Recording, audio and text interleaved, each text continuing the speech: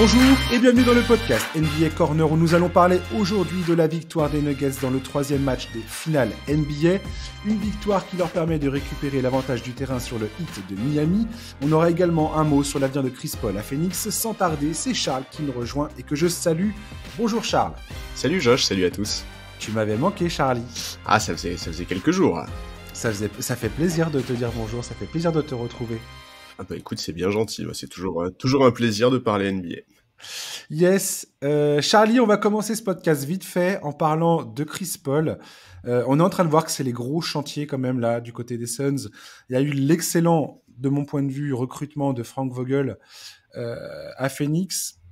Là, ils sont en discussion avec Chris Paul pour savoir qu'est-ce qu'ils doivent faire. Son contrat est garanti à partir du 28 juin, donc ça veut dire que dans les prochains jours là, dans la vingtaine de jours qui est devant nous, il y a des décisions qui vont être prises. Est-ce qu'on garde Chris Paul? Est-ce qu'on ne le garde pas? DeAndre Ayton est aussi sur les tableaux pour savoir est-ce qu'ils essaient de le transférer, est-ce qu'ils le gardent. Quelle est ton opinion sur la stratégie enclenchée par les Suns là? Alors effectivement, c'est a priori l'été où il va y avoir beaucoup de changements. On peut le comprendre parce qu'on a quand même vu, ça fait deux ans d'affilée qu'en play-off on voit un certain manque. Bon, l'info sur Chris Paul qui serait coupé, elle est venue de Chris Haynes, il me semble. Je crois que Shams Charania, lui, n'a pas tout à fait la même version, puisqu'il évoque des discussions entre le meneur et la franchise autour de plusieurs possibilités, parmi lesquelles un trade, la possibilité de le couper pour mieux le re-signer dans la foulée. Donc, en l'état, c'est difficile de savoir ce qu'il en est concrètement. On sait comment fonctionne la NBA, dès que l'info est sortie, tout le monde y allait de sa petite théorie, est-ce qu'il va rejoindre LeBron aux Lakers, qu'est-ce qu'il va faire, etc. On verra. Ce qui semble clair en tout cas, c'est que si Chris Paul est coupé, il rejoindra très certainement une équipe ambitieuse, potentiellement pour le salaire minimum, ce qui honnêtement peut être intéressant pour beaucoup d'équipes, parce que même si c'est plus le point god qu'il était il y a quelques saisons, je pense qu'il peut toujours apporter beaucoup. Tout à fait, ça peut être un vétéran dans un vestiaire qui peut apporter quelque chose, je sais pas, dans certains clubs, c'est pas impossible. Non, tout à fait, je pense qu'il peut encore vraiment apporter des choses intéressantes. Pour ce qui est de Phoenix, il faut attendre de voir. Je suis d'accord avec toi sur le fait que Frank Vogel, moi, je trouve que c'est très intéressant. On sait que cette équipe, elle avait notamment besoin de progresser défensivement, et Frank Vogel, qu'on l'aime ou non, parce que c'est un coach qui est très sous-estimé, je trouve, est quand même très fort pour mettre en place des défenses collectives cohérentes. En plus de ça, ils ont conservé Kevin Young, qui était en lice pour le poste d'entraîneur principal et qui va rester premier assistant et qui est réputé pour être très fort offensivement. Il y a David Fizdale. Ça, c'est un move vraiment pour plaire à Devin Booker qui apparemment militait vraiment pour que ce gars-là soit considéré pour le poste de head coach. Il était très apprécié des joueurs. Ils l'ont gardé, ouais. Tout à fait. Il y a aussi David Fizdale qui va arriver, qui va rejoindre le staff. Donc voilà, je trouve, en tout cas sur le papier, que le staff que s'est offert là, Phoenix, est extrêmement intéressant. Maintenant, à voir ce qui va se passer. Tu as évoqué le cas DeAndre Ayton. Il me semble que Frank Vogel l'a tout de suite mentionné. Historiquement, Frank Vogel, il a su faire des choses très intéressantes avec des pivots dans sa carrière, que ce soit à Indiana ou aux Lakers. Donc, à voir. En tout cas, je trouve que c'est intéressant. À voir où va s'arrêter Matisse Bia, qui a quand même l'air de vraiment vouloir... il n'est pas venu pour miser sur la continuité. Il veut vraiment imposer sa patte. Donc à voir la suite, mais ça me semble intéressant. Reste effectivement à trancher les cas Chris Paul et DeAndre Ayton. Oui, je pense que ce qui va être déterminant du côté de Phoenix, c'est mon opinion, mais j'ai l'impression que quand on voit les finales dont on va parler tout à l'heure, quand on voit les effectifs qui sont allés loin dans ces playoffs, j'ai l'impression que le souci majeur aussi dans la construction de cette équipe, de James Jones, qui est le GM, qui tire les ficelles du côté des Suns, je pense que l'important va être comment on va entourer Booker et Durant. Est-ce que Chris Paul fait encore sens là-dedans, ou est-ce que si on le garde, ça va nous priver d'une certaine profondeur de banc, de disposer d'un effectif vraiment qui complète le talent de Booker et de Kevin Durant? Je pense que c'est ça la principale question aujourd'hui du côté des Suns, clairement. Ouais, après, si on suit un peu les rumeurs et ce qui se dit, ce qui est beaucoup évoqué, c'est le fait que Phoenix serait très intéressé par Fred VanVleet au cas où Chris Paul est effectivement coupé. Fred VanVleet, il va falloir le payer également. Ça va pas être donné. Donc, est-ce que tu peux vraiment à la fois prendre Fred VanVleet et à la fois te monter un effectif étoffé? Ça va pas être simple non plus. Oui, complètement, ouais. Et on pourrait toujours dire aussi tiens, en playoff, les rotations, ça me nuise. On joue souvent 7, voire grand max 8 joueurs sur un terrain. Et tu as besoin d'avoir des gens capables, quoi. T'as besoin d'avoir des gens capables, et puis surtout, on se rend compte, comme tu l'as dit, avec les équipes qui sont allées loin, que d'une série à l'autre, tu ne fais pas appel aux mêmes joueurs. Donc, on peut pas juste se dire c'est des rotations restreintes, on a besoin de 8 joueurs qui seront capables d'apporter en playoff. Non, en réalité, il en faut plus. Et dans ce pool de joueurs, tu en pioches à chaque fois 7, 8, voire éventuellement 9 en fonction des séries et des adversaires qui te sont opposés. Ouais, je me suis pas encore penché sur la liste des free agents exacts qui vont être disponibles cet été pour les Suns éventuellement. Je pense que voilà, là aujourd'hui ils sont en train de juger tout ça et d'essayer d'analyser un petit peu qu'est-ce qu'ils vont pouvoir récupérer, parce que c'est ça aussi, c'est quel genre de talent tu peux véritablement récupérer, parce qu'on est tous là à vouloir faire des plans sur la comète, à vouloir dire tiens, ça serait cool d'avoir ce mec-là, ce gars-là, et lui, et lui, et lui, et lui, mais quelle est la réalité financière de ce que tu es en train d'avancer? Est-ce que c'est complémentaire de Booker et Durant? Est-ce que tu peux réellement construire ça? Est-ce que ça correspond au jeu que voudrait pratiquer Frank Vogel? C'est extrêmement complexe, ces décisions, finalement. Tout à fait, d'autant plus qu'un joueur comme Fred VanVleet, on vient d'évoquer, c'est probablement un des joueurs les plus intéressants sur le marché cet été. Je pense qu'il va avoir des offres. Ouais, complètement, c'est sûr. Juste pour rigoler, est-ce que tu as vu ce report qui dit que James Harden est partagé? Je te prends un froid, je t'ai même pas prévenu qu'on allait parler de ça, mais juste un petit clin d'œil vite fait. James Harden qui serait donc coupé en deux entre est-ce que je reste à Philadelphie et est-ce que je vais aux Rockets? Et ce truc m'a fait rire parce que je me dis, il est en train de préparer le terrain, c'est pas possible, quoi. Il est en train de dire bon, je suis un peu tiraillé entre les deux, et puis finalement il va aller à Houston. J'ai l'impression que c'est comme ça que ça va se passer, cette histoire. Je sais pas pourquoi. J'aimerais bien qu'il aille pas à Houston, je t'avoue, parce que j'aimerais quand même bien voir. Ouais, j'aimerais bien voir ce que cette équipe de Philadelphie pourrait donner coachée par quelqu'un d'autre que Doc Rivers. Maintenant, effectivement, sa communication, enfin, ce qu'il laisse fuiter, enfin ouais, c'est assez étonnant. C'est assez difficile de comprendre pourquoi il fait ça en fait. Enfin, s'il veut rentrer à Houston, il a quand même pas besoin de nous faire tout ce narratif autour. Bon. Et surtout, moi, ce qui m'a fait rire dans les précisions des journalistes qui relaient cette information, c'est de dire oui, mais James Harden aimerait quand même jouer pour un club compétitif, mais il a sa zone de confort à Houston et il aimerait bien retrouver un petit peu le jeu qui a fait de lui la superstar qu'il est.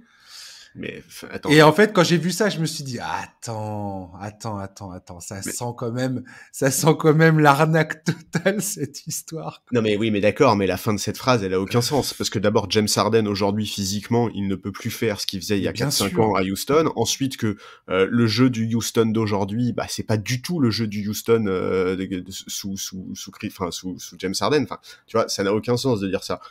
Si, à la limite, s'il nous disait qu'il a toute sa vie à Houston, qu'il adore la franchise, qu'il adore la ville, je trouverais ça déjà nettement plus cohérent que de dire qu'il veut retrouver le jeu qui a fait de lui le joueur extraordinaire qu'il est et qu'il a été, quoi. Et je pense pas qu'en plus Ime Udoka, qui est le nouveau coach des Rockets, soit co-signe le truc derrière, quoi.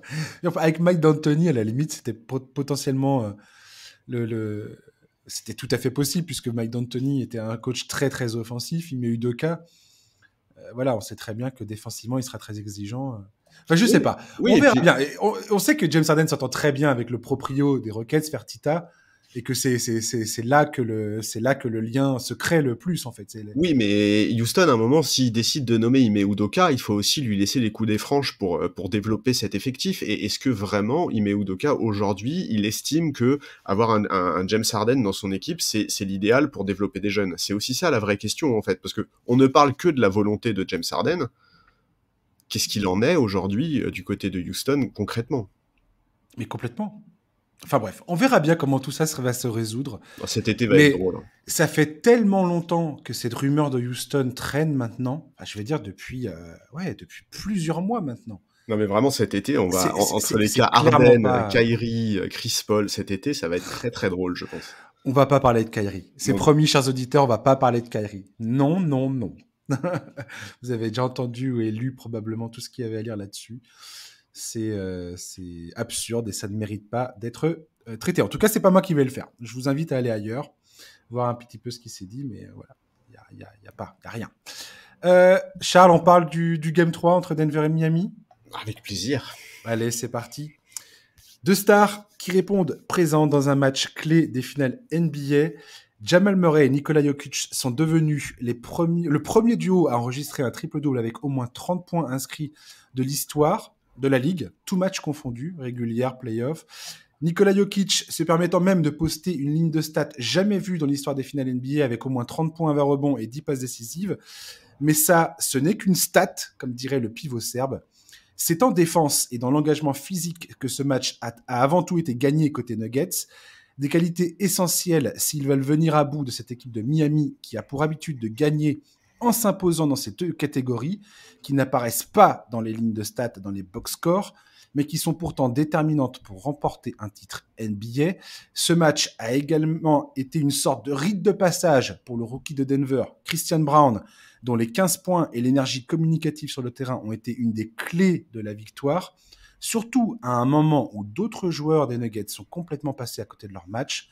Michael Malone a su ajuster sa stratégie pour permettre à ses leaders de briller, et c'est exactement ce qu'ils ont fait dans ce Game 3.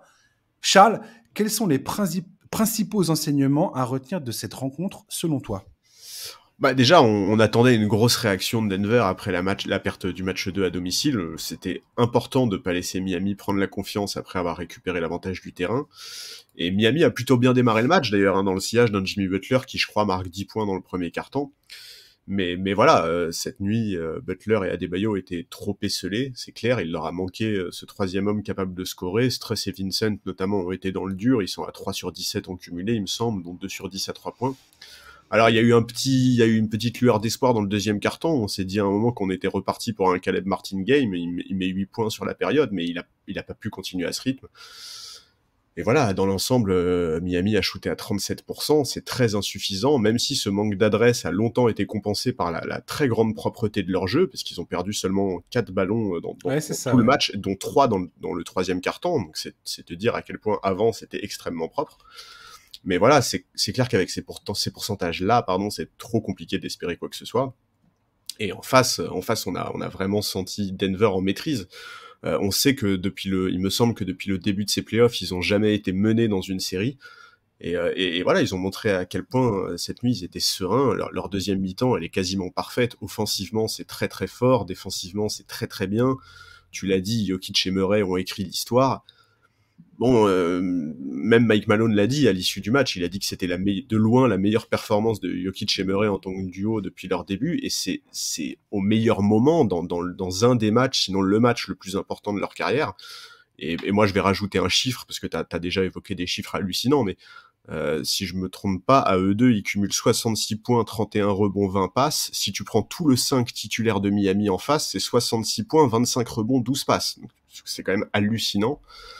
Tu l'as dit, ajouter à ça un Christian Braun superbe en sortie de banc, Aaron Gordon extrêmement précieux, c'est le seul qui peut réellement arrêter Butler, et ça se voit d'ailleurs quand Jimmy Butler n'est pas défendu par Gordon, il est bien plus à l'aise, il hésite beaucoup moins à attaquer, même si Porter Jr., malgré son très mauvais match offensif, n'a quand même pas démérité quand il fallait prendre le relais.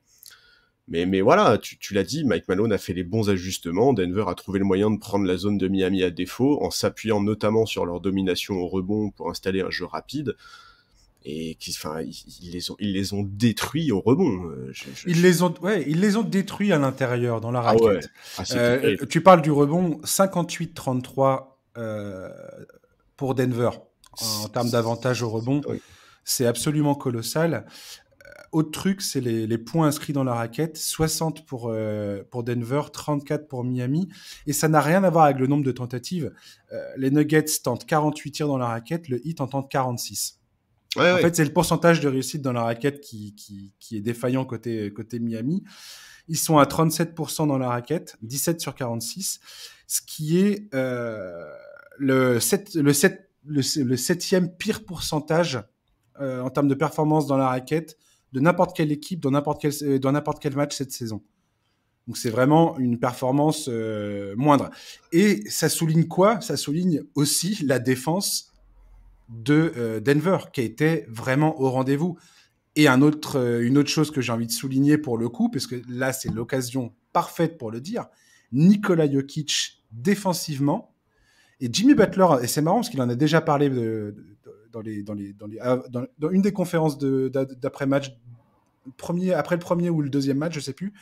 Mais la défense de Nikola Jokic, selon ESPN, il a défendu sur 19 tirs directs à l'intérieur des joueurs de Miami. 16 fois, ils ont raté. La défense de Jokic n'est plus un élément... Enfin, il faut bien comprendre que ce joueur-là est extrême... Enfin, toi et moi, on le sait, on l'a répété 15 000 fois, je pense, dans ce podcast. Mais là, pour le coup, que ce soit lui ou Jamal Murray, d'ailleurs, défensivement, ils étaient absolument au rendez-vous. La défense d'Aaron Gordon, tu l'as souligné, était déterminante. La défense de Christian Brown aussi. Oui. Enfin, tout du moins, cette énergie défensive était extrêmement importante.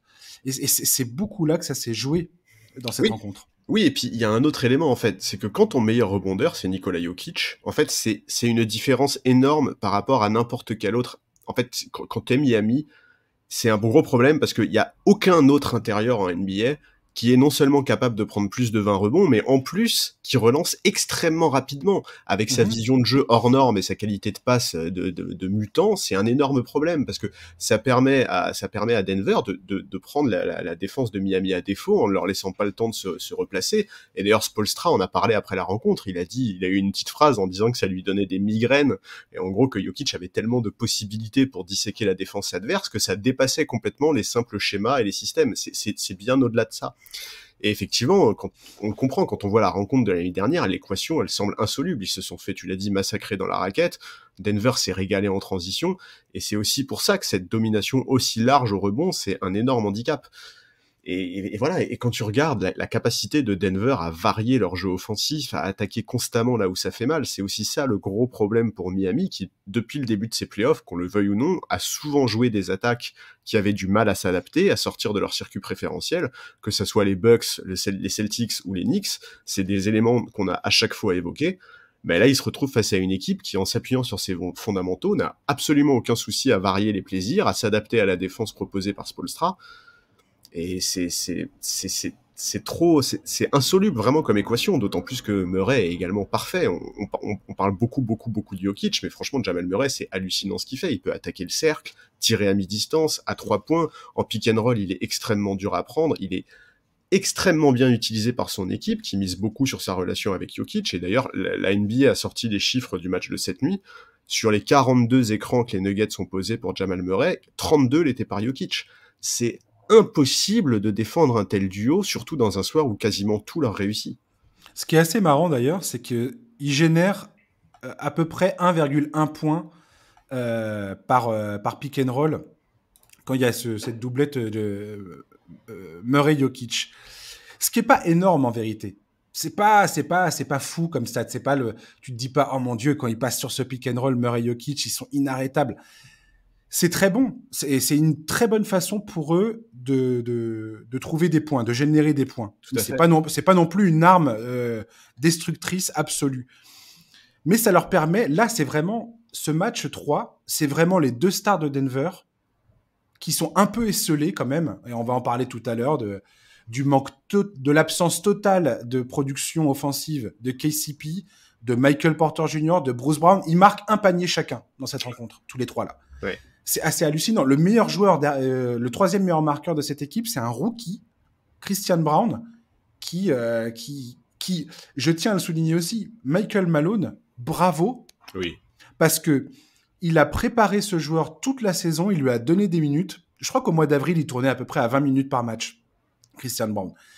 Il a donné des minutes à ce joueur pour l'intégrer dans la rotation, pour l'intégrer dans l'effectif. Dans les playoffs, quand il a eu l'occasion de le faire, il l'a fait jouer également.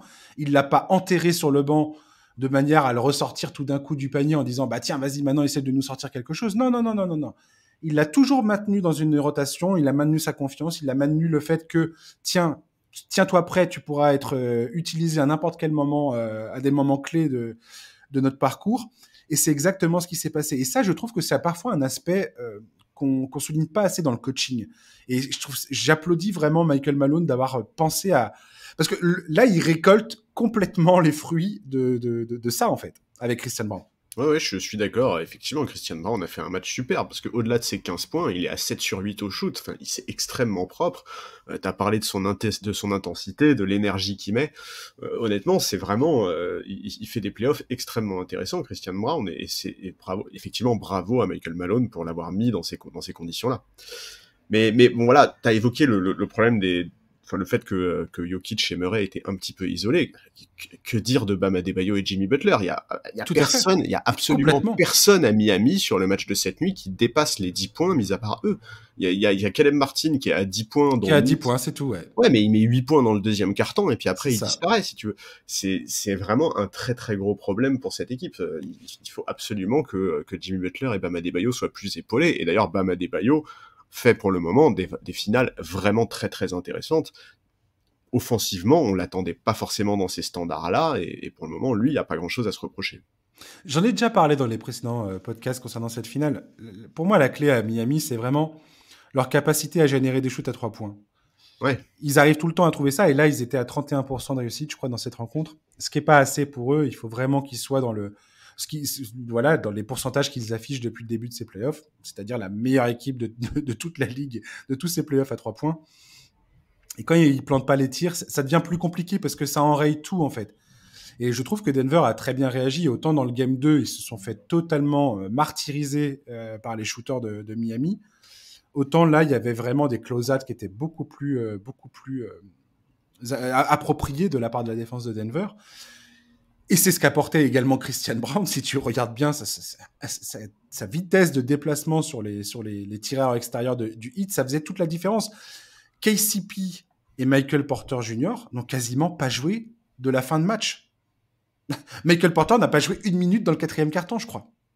C'est quand même assez hallucinant. Le gars est payé comme une superstar dans cet effectif. oui, bien sûr. C'est quand même un énorme problème. Et d'ailleurs, j'ai envie de te dire, le fait que les Nuggets, eux, de leur côté, n'arrivent pas à générer des tirs à 3 points, c'est quelque chose qui m'inquiète concernant les Nuggets. Alors là, Jokic et Murray ont sorti un match historique pour l'emporter à Miami.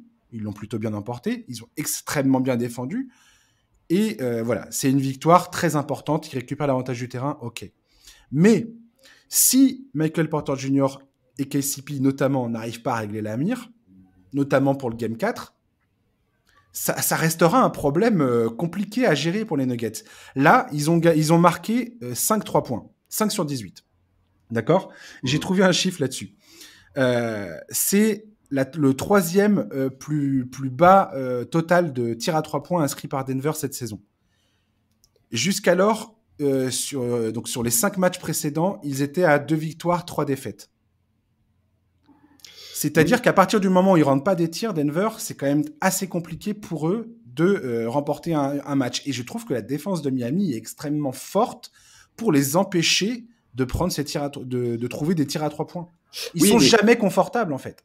Oui, mais ils en ont pris peu. En fait, ok, Ben ils oui. en ont mis moins, mais c'est aussi parce qu'ils en ont pris beaucoup moins. Je crois qu'ils sont au-dessus ils sont à 27 et 28, il me semble, 3 points pris dans les 2 premiers matchs. Oui, mais en fait, ils n'ont pas été forcés à ça à Denver cette nuit. C'est aussi leur choix, en fait. Ils ont décidé d'attaquer autrement. Ils ont décidé. Et donc je sais pas si, je comprends l'inquiétude, mais je sais pas si c'est sur ce match-là, c'est vraiment le match où il faut se dire, ça va être un problème. Parce qu'en réalité, Michael Malone, pour le moment, arrive très bien à s'adapter, arrive très bien à varier ses schémas. Et donc, c'est juste un choix, en fait, qu'ils ont fait cette nuit-là, parce que c'était ce qu'il y avait de plus cohérent par rapport à la défense de Miami. Donc, est-ce que c'est une tendance lourde? Est-ce qu'au match 4, ils vont pas se remettre à tirer plus à 3 points en fonction de ce que Spoelstra va mettre en place défensivement? Moi, je suis pas aussi inquiet que toi à ce niveau-là, j'avoue. C'est pas que je suis forcément inquiet, c'est que pour moi, c'est la différence entre Denver va galérer et Denver va plier le match facilement, quoi. Et jusqu'alors, Miami a fait un travail absolument titanesque pour empêcher Denver d'être confortable en attaque. Et d'ailleurs, je pense que c'est la feuille de route de Spoelstra et du Heat pour ce match 4. C'est ce qu'ils ont fait dans le match 2, c'est-à-dire de continuer à essayer de casser le rythme en permanence et de continuer à faire en sorte que les Nuggets ne puissent jamais être confortables et de se dire voilà comment Miami nous défend et on sait à quoi s'attendre. Oui, mais Miami a cette capacité à avoir cette espèce de défense de zone polymorphe qui est capable de s'adapter à toutes les situations. Et d'ailleurs, Michael Malone et le coaching staff des Nuggets ont trouvé une parade absolument géniale dans ce match. C'est-à-dire qu'ils ont mis Jokic, plutôt que de le mettre en tête de raquette où Jokic est extrêmement confortable, ils ont dit, OK, dès qu'on le met en tête de raquette, dans le match 2, Miami arrivait avec des espèces de prises à deux par surprise ou avec le fronting pour empêcher la passe, et Denver mettait son action en marche avec 10 secondes restant sur l'horloge. Là, dans le match 3, ils ont dit, OK, on va arrêter de mettre Jokic dans sa zone, dans son petit jardin, là. On va le mettre en poste bas, sur un des côtés, et comme ça, il va pouvoir dominer le jeu, il va pouvoir voir les shooters à l'opposé, il va pouvoir voir les joueurs qui coupent. Quand tu as un joueur qui coupe, ce que faisait extrêmement bien Christian Brown, ça faisait bouger la défense du Heat, ça libérait éventuellement des ouvertures à l'extérieur pour pouvoir réattaquer ensuite derrière. Ou, ça empêchait également les aides défensives du Heat, parce que tu peux plus aider quand tu es sur le corner comme ça. Tu peux plus venir aider, c'est plus possible. Parce que si tu aides, Jokic, il le voit immédiatement. Bien sûr. Et j'ai trouvé ça absolument génial. Et j'ai hâte, franchement, en termes de stratégie, cette finale, elle est absolument géniale. J'ai hâte de voir comment Spoelstra va analyser ça et dire, OK, voilà ce qu'on va faire pour essayer de casser ce truc-là. Bah oui, non, mais effectivement. En fait, Spoelstra, il a énormément de pistes de toute façon pour faire progresser, enfin, pour éviter de reproduire le scénario de cette nuit. Mais de toute façon, il y a un élément qui va être central, et ça va être la bataille des rebonds, ça c'est clair, et c'est quelque chose qu'on a évoqué plusieurs fois. La taille de ces Nuggets, c'est un énorme souci pour Miami, et d'ailleurs même dans le match 2 que Miami a remporté, ils ont été dominés au rebond, mais être dominé au rebond c'est une chose, mais qu'il y ait 25 rebonds d'écart, c'est absolument pas possible en fait, et c'est impossible d'espérer quoi que ce soit comme ça. Et d'ailleurs Spoelstra, c'est quelque chose sur lequel il est beaucoup revenu à l'issue du match.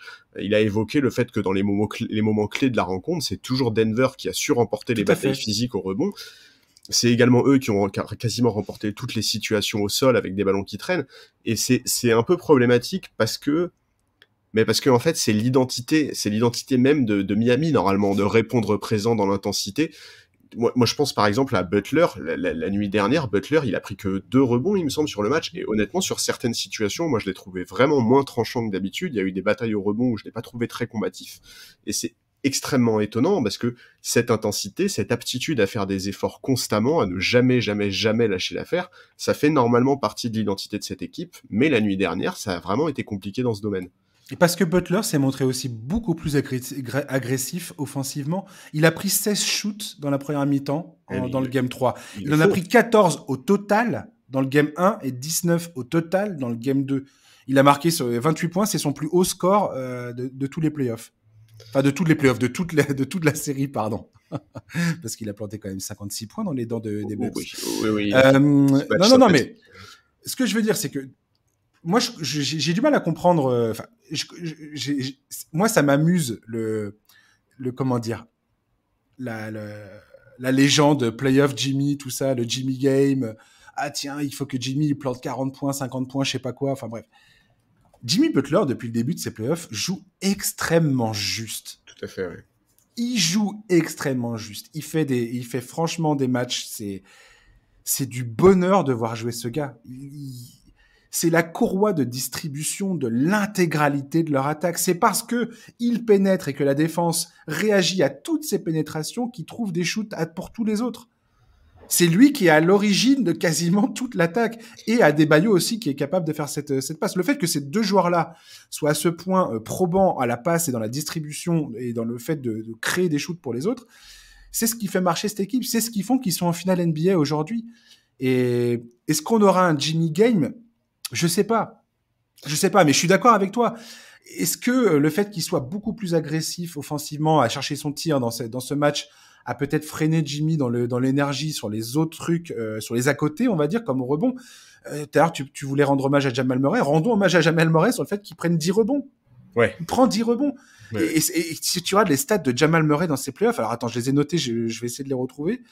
J'ai pas les yeux dessus tout de suite, mais si tu regardes les stats de Jamal Murray, je vais dire, ah oui, voilà.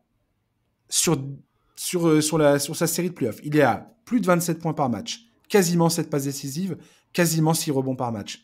Il plante plus de 39% de ses 3 points, 39,6%, et il plante plus de la moitié de ses pull-ups à mi-distance. Non, mais il fait... Je veux dire, c'est des stats que même les meilleurs arrières qui sont All-NBA tous les ans ne peuvent pas rêver d'avoir à ce niveau-là, quoi. Ouais. Non, mais Jamal Murray fait des playoffs c'est là incroyables. où ce duo Jamal Murray, Nikola Jokic est assez incroyable. C'est que c'est comme ça que moi, je pense, on devrait juger les superstars de cette ligue. C'est est-ce que tu es capable de répondre présent au moment où ça compte. Que tu sois là à faire des stats en saison régulière, ouais, c'est cool, c'est marrant, c'est sympa, ouais, bravo, cool. Mais est-ce que tu le fais en playoff, quoi? Et en playoff, tu réagis comment, tu fais quoi? Dans l'adversité, tu réagis comment, tu fais quoi? Jokic et Murray, franchement, je sais pas s'ils vont gagner cette finale NBA, mais tu pourras pas leur reprocher de pas répondre présent dans les moments chauds, quoi. Oui. Et le Game 3, c'était l'exemple. Et quand on fait la liste des meilleurs duos NBA, c'est absolument plus possible de mettre de côté ces deux mecs-là qui sont vraiment, vraiment en train de faire une campagne de playoff phénoménale. Mais de toute façon, tu l'as dit, pour gagner en NBA, il faut savoir s'adapter. Et c'est vrai au global, c'est-à-dire que les coachs doivent réussir à adapter leurs attaques, leurs défenses en fonction de leurs opposants, mais c'est aussi vrai individuellement. Et effectivement, que ce soit les stars de Denver ou que ce soit Jimmy Butler, la seule obsession, c'est de jouer juste. Et d'ailleurs, exactement. Merci. T'as évoqué cette histoire de playoff Jimmy. Et Jimmy Butler en a parlé en conférence de presse et on sent bien que cette histoire ne l'intéresse absolument pas. Il explique que ça a jamais été un scoreur, qu'il s'en fout, que s'il doit faire des passes à chaque possession pour gagner, il le fera avec grand plaisir et que ce mec-là n'est obnubilé que par une seule chose, c'est de gagner le titre. C'est tout. Et c'est quelque chose qui montre au quotidien son attitude après avoir remporté la finale de conférence face à Boston où il explique que le trophée de champion de l'Est, il s'en fout et que c'est le prochain trophée qu'il veut brandir. Enfin, c'est vraiment un état d'esprit complètement collectif, complètement obnubilé par la victoire et absolument pas par les chiffres, par ses chiffres à lui en tout cas. Mais c'est aussi pour ça que cette finale, elle est aussi géniale à suivre et c'est aussi pour ça que cette équipe de Miami, elle est aussi géniale. C'est que ils s'en foutent, les mecs, de savoir que Gabe Vincent va être le meilleur scoreur ou de savoir que c'est Caleb Martin ou que c'est Jimmy Butler. Tout le monde s'en fout, en fait, dans cette équipe. Les mecs sont juste en mission pour aller au titre. Et c'est génial à voir. D'ailleurs, j'aimerais souligner le fait que Gabe Vincent, son problème de faute pendant toute cette rencontre a sûrement beaucoup coûté au Heat. Il est sorti de son match un moment. Oui, dans la création, dans ce qu'il apporte habituellement. Franchement, il fait des playoffs tellement absolument hallucinants. Ouais. Ils peuvent pas se permettre, par contre, de perdre un mec aussi non, mais en plus, important. La séquence a été terrible. Enfin, il prend 2 fautes coup sur coup, 2 fautes en plus qui contestent, qui sont contestables. Qui sont contestables et qu'il conteste violemment. Il se fait évidemment bench par Spoelstra. À la seconde où il revient sur le parquet, il refait une faute. Ouais. Là aussi, avec Aaron Gordon qui lui tombe à moitié dessus. Voilà, là aussi qu'il a beaucoup contesté et en fait ça l'a complètement sorti de son match. La séquence elle est absolument terrible et je suis complètement d'accord avec toi. Ils ont absolument besoin que Gabe Vincent soit 100% impliqué dans le match pour espérer quoi que ce soit. Tu sais quoi, quand je vois ces playoffs de Jimmy Butler, tu sais à quoi j'ai beaucoup pensé. J'ai beaucoup repensé à ce fameux entraînement de Jimmy Butler là quand il était à Minnesota. Bah c'est exactement ça. Bah, bien sûr. Au moment où il demande le trade et donc c'est quel joueur c'est Jeff Teague. On a tous vu ça, enfin du moins pour ceux qui ont un peu suivi cette histoire et qui s'intéressent à cette histoire. Il y a Jeff Teague qui a expliqué comment ça s'est passé exactement. Et donc il a expliqué que Jimmy Butler, grosso modo, s'est retrouvé avec l'équipe 3 des Wolves et a battu l'équipe 1 avec toutes les stars de Towns, Wiggins et tout ça.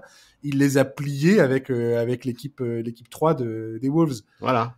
En justement, si t'écoutes un peu son récit, c'est justement en faisant jouer tout le monde, en trouvant des opportunités de shoot pour tous ses coéquipiers, qu'il a réussi à battre l'équipe, quoi. En criant à Tom Thibodeau, et tu veux que je gagne avec ces gars-là?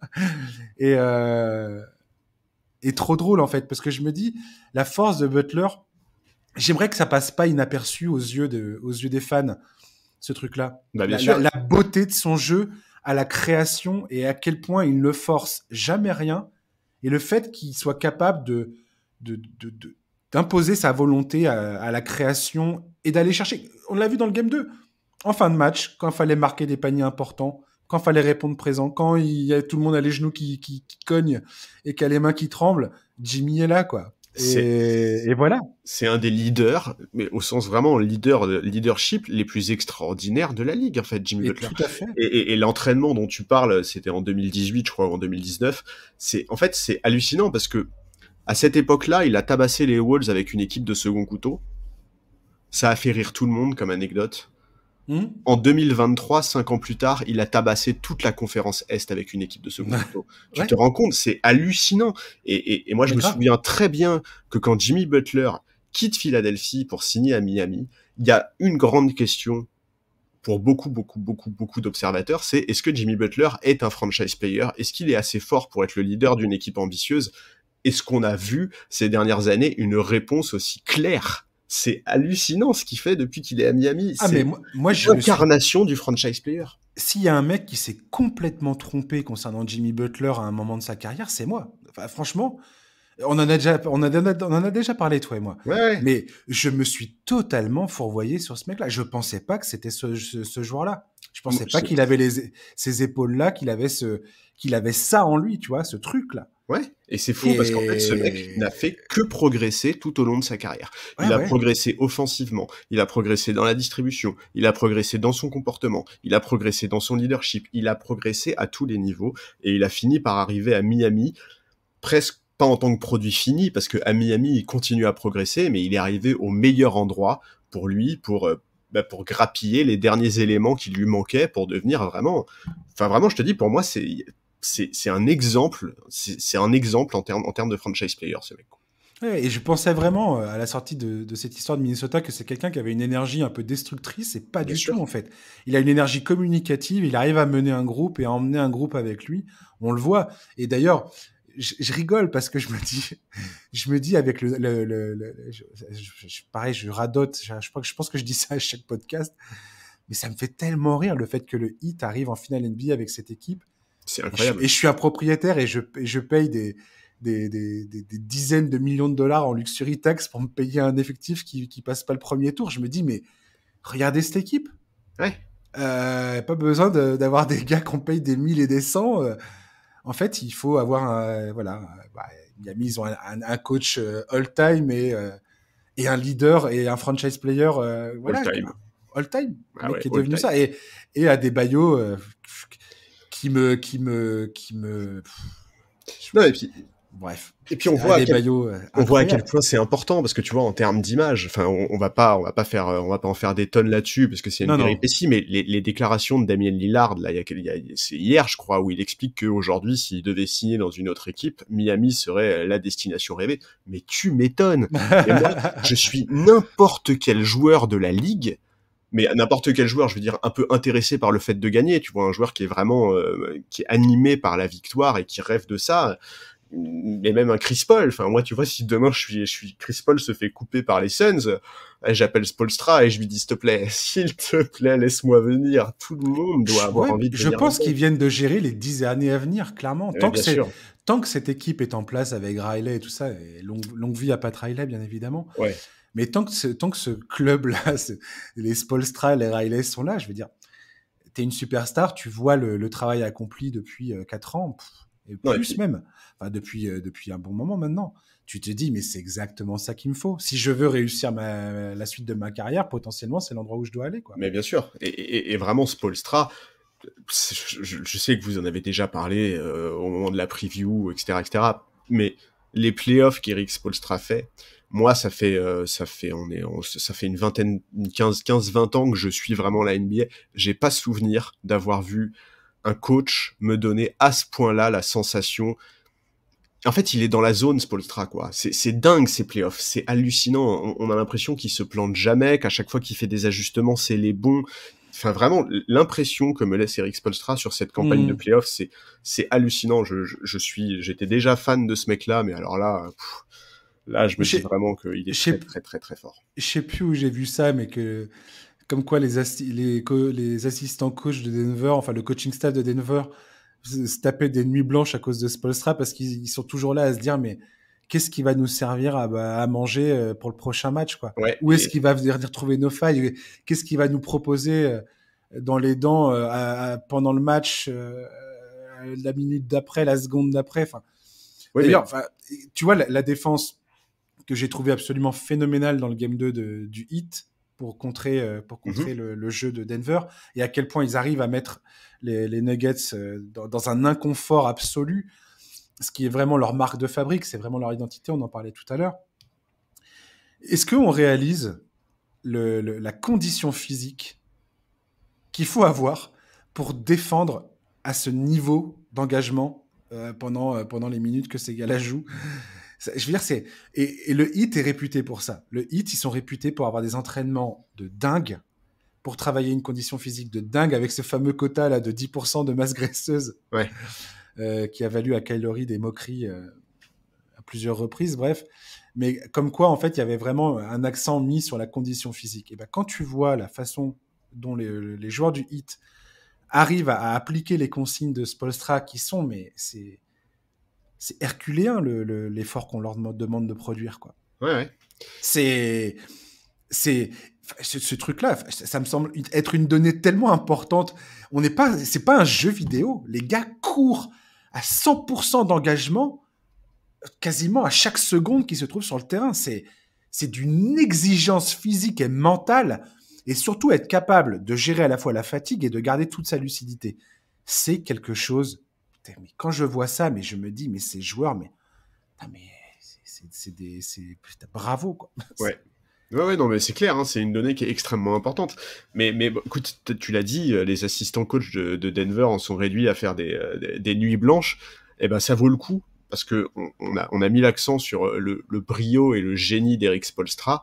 Le coaching staff de Denver n'est pas largué du tout. On a vu cette nuit, les ajustements qu'ils font sont également bons, et c'est aussi quelque chose qu'il faut dire, parce que on mesure la valeur d'une victoire à la valeur de l'opposant, et le coaching staff de Denver, là, fait face à, pour moi aujourd'hui, clairement le meilleur entraîneur de la NBA, c'est Eric Spoelstra, et vraiment le coaching staff de Denver n'est absolument pas largué, ils répondent très très bien, et je trouve que c'est extrêmement positif pour cette franchise à moyen terme, parce que vraiment Denver répond très très très très bien. On va terminer ce podcast. J'aimerais vite fait qu'on regarde un peu sur le match 4. Parce que malheureusement, chers auditeurs, je le préviens tout de suite, le match 4 se joue dans la nuit de vendredi à samedi. Samedi, il n'y aura pas de podcast pour débriefer le Game 4. Je suis désolé, je suis dans l'incapacité de le faire. Donc, on se retrouvera mardi après le Game 5. Voilà, c'est comme ça, il n'y a pas moyen de faire autrement. Voilà, j'aimerais, toi et moi, qu'on discute rapidement des points comme ça, vite fait, qui te viennent en tête sur qu'est-ce que tu vas regarder dans le Game 4 pour chacune des équipes. On va commencer par Denver, si tu veux bien. Qu'est-ce que Denver, à quoi Denver doit faire attention, et comment peuvent-ils envisager cette rencontre pour essayer de l'emporter? Bah pour le coup, moi Denver, j'ai pas l'impression qu'aujourd'hui ils aient beaucoup par rapport à ce qu'ils ont fait cette nuit, j'ai pas l'impression qu'ils aient beaucoup de changements à faire. Il faut évidemment remettre Porter Jr. notamment et le reste des role players en confiance, ça c'est sûr et certain. Ils ont besoin principalement que Porter Jr. mais aussi KCP par exemple rentre quelques shoots, donc ça c'est le premier élément. Mais sinon Denver, pour moi, ils ont pas de grands changements à faire dans leur jeu. Là, ils sont vraiment dans l'attente du prochain coup de Spoelstra. Qu'est-ce que Spoelstra va faire pour répondre aux nouveaux problèmes qui sont en train de poser à Miami? Et en fonction des ajustements de Spoelstra, qu'est-ce qu'on va pouvoir faire? Pour moi, c'est vraiment plutôt Miami, là, qui doit trouver des solutions, qui doit absolument éviter de se faire à nouveau bouffer au rebond comme ça. Voilà, il faut réussir à remettre Gabe Vincent, Max Truss, etc. Un petit peu plus dans le jeu, voire forcément le serpent de mer de cette série de playoffs, c'est le retour ou non de Tyler Herro. Voilà, pour moi, Miami peut vraiment proposer quelque chose de bien meilleur. On va pas oublier tout ce que cette équipe a démontré depuis le début de ses playoffs. On peut pas mettre de côté la résilience hallucinante de ce groupe. D'ailleurs, les chiffres qui sont sortis avant ce match 3, je les ai plus exactement en tête, mais il me semble que c'était quelque chose comme ils sont un différentiel de plus 90 points inscrits dans les quatrièmes cartons au cumulé, qui sont historiquement l'équipe qui a remporté le plus de matchs après avoir été menée de 8 ou 10 points, je sais plus, dans les quatrièmes cartons. Bon, voilà, c'est une équipe qui a déjà sorti les 2 meilleurs bilans de la saison régulière avec Milwaukee et Boston. Ils ont battu Boston sur leur parquet dans un Game 7. Bref, ce groupe-là est extrêmement résilient. On va pas refaire tout leur parcours. On se gardera ça pour l'après-playoff pour apprécier à quel point c'était historique. mais il faut jamais enterrer Miami. Et voilà, c'est très clairement aujourd'hui à Eric Spoelstra et à son coaching staff de trouver des solutions pour poser de nouveaux problèmes à Denver. Et je suis persuadé que Miami a les moyens de le faire. Je suis persuadé qu'ils ont les moyens de remporter ce match 4. Et j'espère vraiment, vraiment, vraiment qu'ils vont le remporter. Parce que moi, cette finale, je la veux en 7 matchs, absolument. Ouais. Ça va pas être facile pour Miami. Moi, j'avais mis 4-2 dans mon pronostic à la base pour Denver. Mais je suis persuadé que Miami a vraiment les moyens de poser plus de problèmes. Et moi, j'avais dit 4-1, mais j'avais laissé le 4-3... je sais plus comment j'avais prononcé dans le podcast, dans le preview, mais quand tu vois ce qu'a fait Miami, effectivement, tu te dis 4-1, mais, ouais, mais ça semble... Ça, c'est sur le papier, quoi. Mais Miami, c'est pas une équipe qui se joue sur le papier. Bref. Mais Miami, ils l'ont déchiré le papier à chaque match depuis le début de ces playoffs, quoi. Tout à fait. Pour moi, les Nuggets, aujourd'hui, je sais pas. Il faut vraiment trouver un moyen de relancer Porter Jr., Kentavious Caldwell-Pope et Bruce Brown. Ouais, c'est la clé pour eux. Bruce Brown, c'est peut-être l'élément le moins inquiétant de mon point de vue. Mais Michael Porter Jr. est en train de se trouer mémorablement dans ses playoffs. Oui, mais c'est pas si grave s'il continue à se donner un peu en défense au relais d'Aaron Gordon. Ouais, mais justement, c'est un gros problème. Enfin, je veux dire, encore hier, alors, il a accumulé beaucoup moins d'erreurs. Oui. Mais il a quand même fait des erreurs de fou. Il y a un moment, je sais plus à quel moment c'était, au deuxième ou troisième quart-temps. Je crois que c'est au deuxième quart-temps. Où il rate une couverture défensive, et c'est Caldwell Pope qui fait toute la largeur du terrain pour aller défendre. Oui. Il défend sur Caleb Martin dégage sur le côté pour Strus, et Porter Junior il défend sur absolument personne, il défend rien, il défend que dalle. Non mais c'est vrai qu'il se trouve parfois et il a parfois des oublis terribles. Ah mais ça lui a clairement pas dû lui échapper que tout le monde était là en train de le regarder, en train de dire mais qu'est-ce que tu fais? Oh bah, de toute façon, au débrief, c'est sûr qu'ils vont l'évoquer, ça, il n'y a pas le moindre doute. Et je me demande à quel point Michael Porter Jr. est capable ça commence à me faire de la peine un peu pour lui, parce que je me dis que je me souviens que dans la bulle en 2020, quand il était tout jeune, tout feu follet, trop vert, mais il avait cette espèce d'énergie, cette espèce de côté espèce de... Tu sais, il osait faire des choses. Et là, il prend des tirs. Je trouve qu'il a sur les 2 derniers matchs, il a vraiment pas une bonne lecture de ce qui se passe.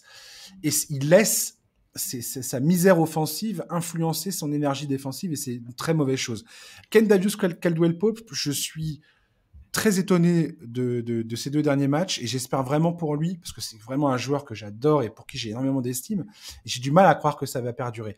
Je pense véritablement que si ces 2 gars-là arrivent à sortir un peu de leur torpeur, Denver peut s'imposer dans le Game 4. Côté Miami, je pense que Miami, en termes d'énergie, ça va être tout autre chose. Ils vont se retrouver encore une fois dans le rôle dos au mur. Et Miami, ils adorent ça. Ouais. J'ai hâte de voir ce que Spoelstra va trouver comme solution pour essayer de contrer un peu le jeu. Parce que franchement, est-ce qu'on peut encore attendre un match aussi incroyable de Murray-Jokic? Ah non, il ne faut pas se reposer.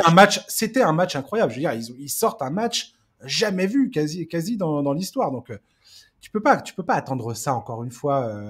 Le match précédent, c'est pas possible. Non. Il va falloir que les role players tiennent leur rôle. C'est la seule façon pour Denver de l'emporter. Côté Miami, je pense qu'on peut s'attendre à une meilleure énergie. Comment ils vont réussir à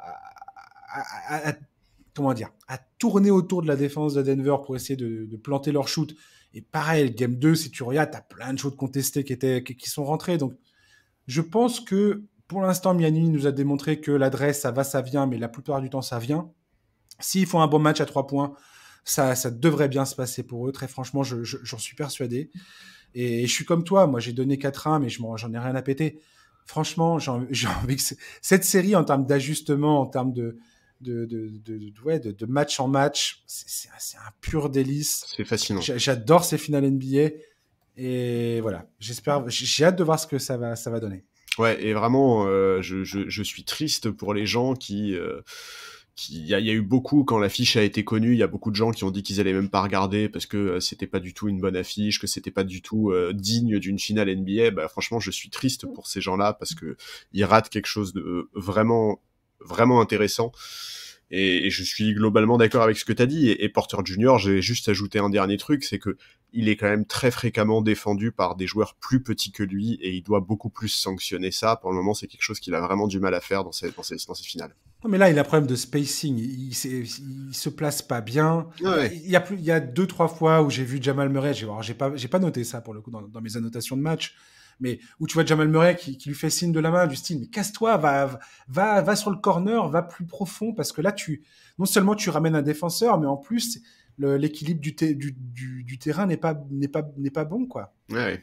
Et, Ah oui, mais de toute façon, et ça lui ressemble pas, parce que c'est pas ce joueur-là, Michael Porter Jr. c'est pas un joueur qui se prend la tête, normalement. C'était plus ce joueur-là. Il évitait vraiment ce genre d'erreur un peu bête. Et j'espère vraiment pour lui qu'il va avoir une réaction. Et je te le dis en mille, Charlie, je suis tombé amoureux de Christian Brown hier, clairement. Oui, ça ne m'étonne pas. Ça correspond bien à ce que je connais de tes goûts en termes de joueurs. Franchement, tu sais, ça m'a fait... C'est toujours drôle, les playoffs et les finales NBA quand ça arrive. Quand tu as ce genre de joueur qui se révèle comme ça. Et je pense vraiment que ce gars-là vient de se révéler. Oui. Et c'est ça risque d'être un très bon pick à l'avenir pour Denver, surtout que potentiellement Bruce Brown ne va pas rester parce qu'il a une option joueur pour la saison prochaine. Alors on verra bien comment les finales se dérouleront, mais potentiellement Bruce Brown il va avoir un gros chèque à la fin. Est-ce que Denver pourra payer ou pas, j'en sais rien, mais Christian Brown là, 21e choix de draft, hein, Christian Brown. Ouais, il a gagné à tous les niveaux. Il a gagné au lycée, il a gagné à l'université. Quand il gagne le titre avec Kansas, il joue la totalité de la finale. Il n'est pas sorti une seule fois de la finale, il a joué 40 minutes. Bref, j'adore. Ouais, j'adore j'ai aussi. beaucoup aimé c'était vraiment très, très, très bon à regarder. Ouais, non, mais je suis d'accord, et vraiment, j'insiste, mais cette finale, elle est géniale. Et d'ailleurs, cette finale, c'est aussi un énorme pied de nez à toutes les franchises qui, ces dernières années, ont sorti le tank comme des tarés pour aller chercher des pics de draft monstrueux. Butler et Jokic, c'est un 30e et un 41e choix de draft.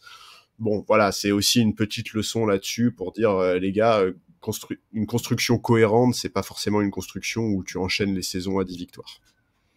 Ouais, complètement. Et je crois que le pic après Christian Brown, c'était Kessler, le pivot du Jazz, qui était extraordinairement bon cette saison. Donc il y a souvent des pépites dans la draft. Il faut savoir scouter puis avoir de la chance. On sait tous que il y a clairement une part de chance là-dedans. Oui, mais la chance, ça se provoque aussi en bossant bien. Ouais. Et une équipe comme Miami bosse extrêmement bien. Voilà, c'est ce que j'allais dire. Merci Charlie de m'avoir accompagné, c'était cool de te retrouver. Bah écoute, c'était un plaisir comme toujours. Et puis on se retrouve peut-être toi et moi mardi alors. Ça sera toi ou pas? Ouais. Acceptes-tu cette rose? Tout à fait. La vieille référence à une émission de merde quoi. Merci Charlie. Merci chers auditeurs de nous avoir écoutés. Voilà. Donc passez un bon week-end. Désolé de pas pouvoir faire le débrief du Game 4. Voilà, et puis on se retrouve après le Game 5 mardi pour voir où on en est et discuter de tout ça. Match pivot le Game 5 toujours, donc ce sera un plaisir d'en discuter avec vous tous. Voilà, d'ici là, passez un excellent week-end et je vous dis à mardi. Ciao, bye bye.